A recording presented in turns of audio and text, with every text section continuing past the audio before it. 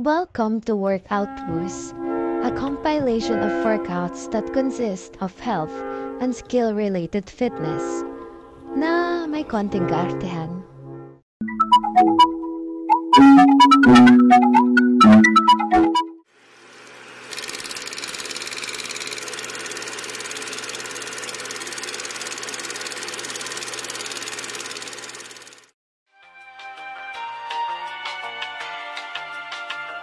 So first, let us start with the skill-related fitness.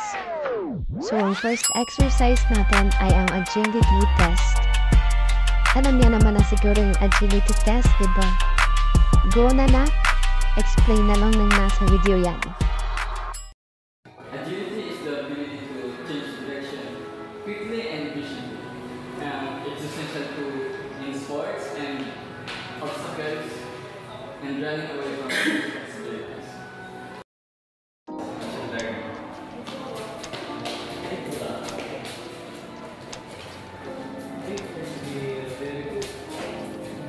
I can do that.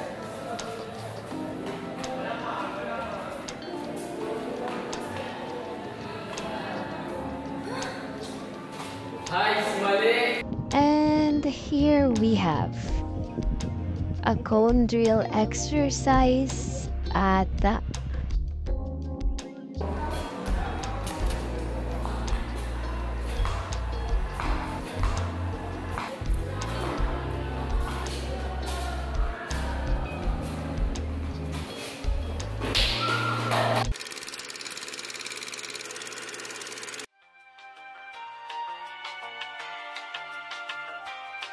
And now, we move on to reaction time. Gaano ka ba kabilis mag-react eh? Hindi sa post ng crush mo ha, kundi sa exercise. O siya, explain na lang ulit ng susunod na video.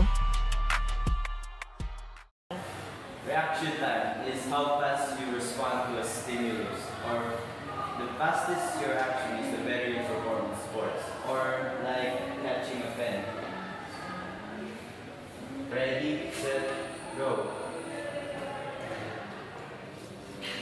Now, do you understand now what is reaction time?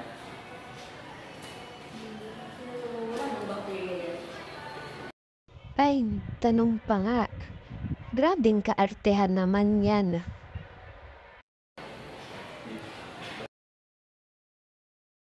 Ready, set, go.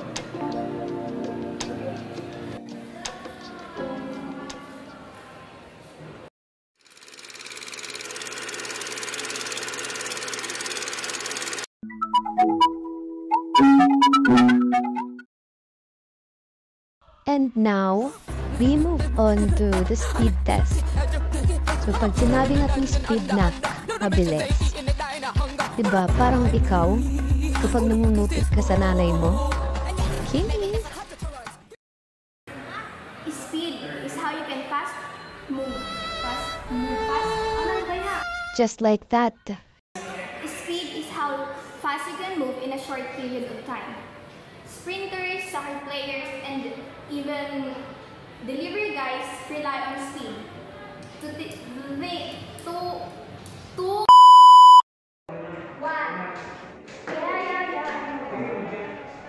Oh my God, that's really bad. Tumakbo at mag-exercise. Wrong. Mag-check ng phone. Tamang behavior, ma'am.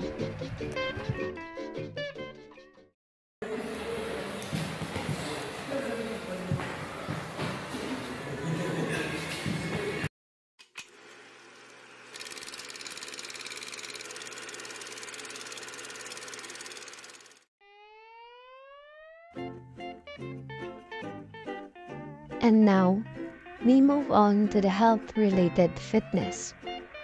And the first one is the cardiovascular endurance. Dito natin malalaman kung pang-akyat ka ba ng bundok o pang-jeep lamte. Okay. Cardiovascular endurance is your heart and lungs ability to keep up with activity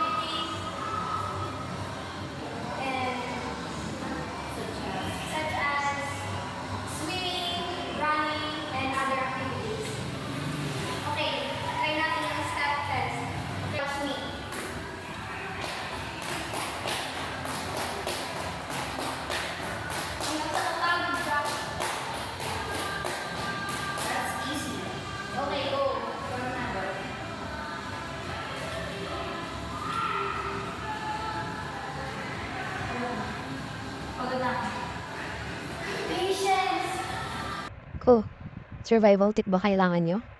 I suggest more patience.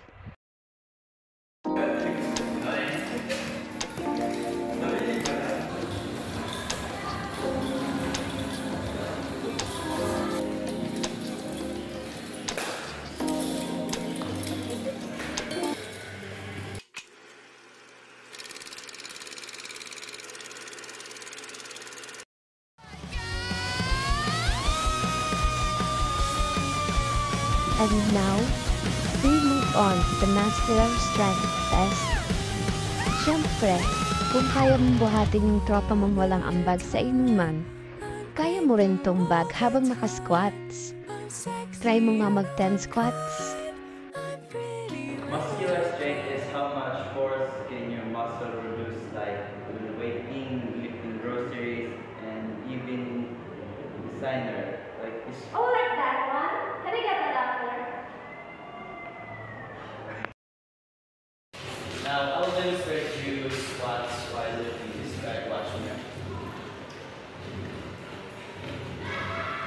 1, 2, 3, 4, 5. Now, you see me now. It's your turn. Oh, it's heavy! Ayun, nahulog pa ang bag.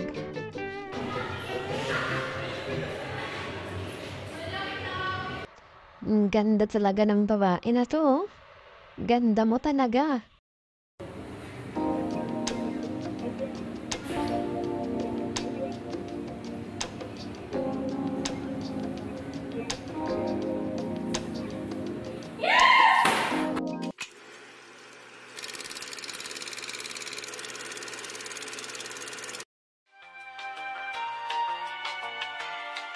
Now, for the last one is the flexibility. Try naman natin yung zipper test. Dito mo malalaman kung mas flexible ba yung katawan mo o yung schedule mo sa college. Try natin yan. Flexibility is how your muscles stretch. It helps you prevent injuries. Move and move. You can easily move and prevent and Kaya mo yan, do. improve your posture. And fun facts, yoga master and gymnast have great flexibility. Now we will try the zipper test. Pero ilagay mo yung sa mga abutin mo kaya mo talaya ng mga. Okay. This? Yeah, let me help. Ouch! Mali kasi! At mang-aaway pa talaga yung babae na yan. Makikipagbubugan ka pa ba ha? Bugbugan?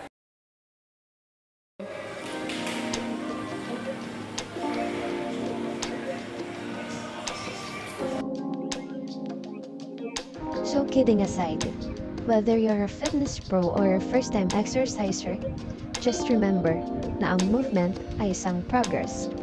And fitness isn't about being the best. It's about improving step by step.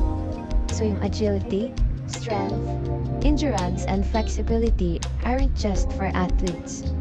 They help us in daily life, from carrying groceries to running to class when you're late. So, kung nakaya nila lahat ng exercises, for sure, magagawa mo rin yan. So stay strong, stay active, and don't forget to stretch.